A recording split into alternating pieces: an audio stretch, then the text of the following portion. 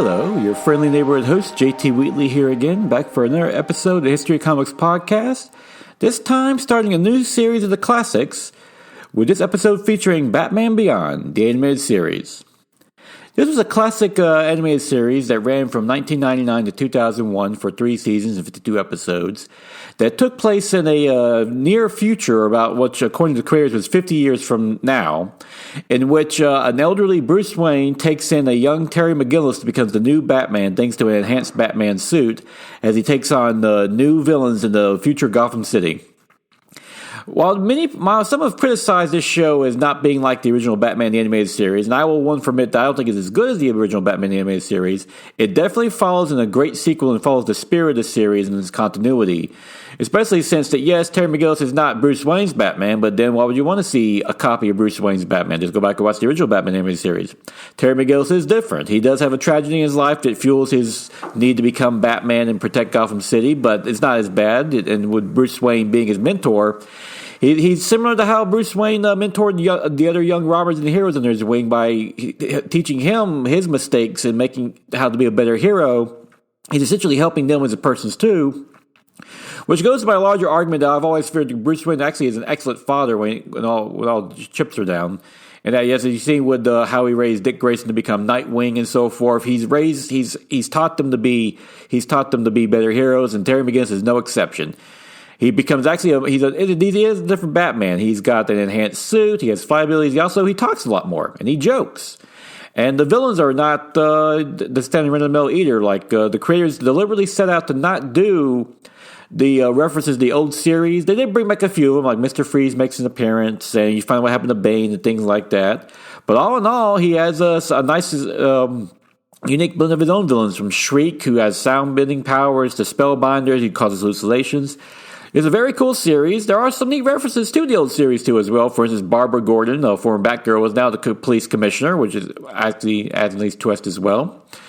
And all in all, yeah, this is a great animated series that unfortunately got abruptly canceled at the end of the 3rd season, so it wasn't given a real epilogue, which actually ended up being the epilogue in the season 2 finale of Justice League Unlimited, which is another classic series I'll eventually have to get to, and which revealed a surprising connection to Terry McGinnis and Bruce Wayne. And of course, what I consider the real epilogue is the Batman Beyond Return of the Joker animated movie, but that is so good that will receive a standalone classic episode in the near future. But all in all, if you want to see a great sequel to obviously the classic Batman the Animated Series, which is still, in my opinion, the best version of Batman, period, all around, you can't get much better than Batman Beyond. Great voice acting by Will Friedle and Kevin Conroy, again, of course, as Bruce Wayne. Animation's a little jarring at first, but has a neat futuristic vibe to it. And of course, the writing is still great with Alan Burnett and Paul Dini and Bruce Timm back as the showrunners. So yeah, definitely check it out. I understand the entire series in the DC Universe. I actually picked up the Blu-ray collection last year and loved every second of it. It's a great buy all around. You get 3 seasons plus the Batman Beyond Return to the Joker animated movie. And yeah, definitely check out the Batman Beyond. That is a true classic. And now it is April 23rd, 2020, time for the favorite read of the week. As you know, still, there are no new comic books being distributed through Diamond and so forth for the comic book companies. So I've been going back and picking up some old trades and reading them and giving them little reviews. And at the comic book store, I did pick up Teenage Mutant Ninja Turtles, The Ultimate Collection, Volume 1, which collects the original first 7 issues, plus the one-shot Raphael issue by Kevin Eastman and Peter Laird that began the Teenage Mutant Ninja Turtles franchise. This is a great independent collection that, while, yeah, a little writing, the writing is rough and the art as well, because this was Peter Laird and Kevin Eastman's first works, but it's great to see how the Turtles really started. And of interesting note, how violent they were starting out. I mean, it's in their very first book, they kill and maim a bunch of people, take on the Shredder and so forth.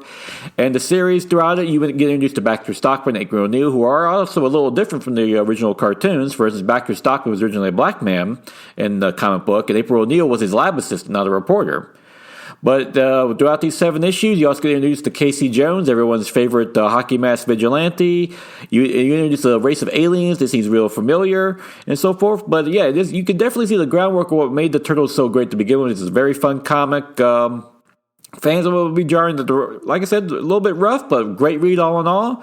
And for anyone ever wanted to know the great past of the original Ninja Turtles, this is a great way to start. So yeah, pick this up perfectly at your local comic book store or wherever books are sold in general. Just a great read in general. And with that, that's the conclusion of this first series of classics, which I'll be producing for the next few weeks or so forth until I refill my bank of history episodes. Rest assured, I'm still doing research and everything. We'll see how long this goes, but I'll keep churning out the classics till then. And until then, please go out, stay safe during this whole COVID mess, practice your social distancing and self-quarantining and so forth. Also try to support your local comic store if you can, either through mail orders, curbside. And my local comic store does allow for social distancing if you can go in there and shop there to 6 feet and so forth like that. And yeah, pick up, if they're like no new comic books, but hey, pick up a trade or a toy or a game you haven't been wanting to pick up for a while, like I just did with Teenage Mutant Ninja Turtles Volume 1.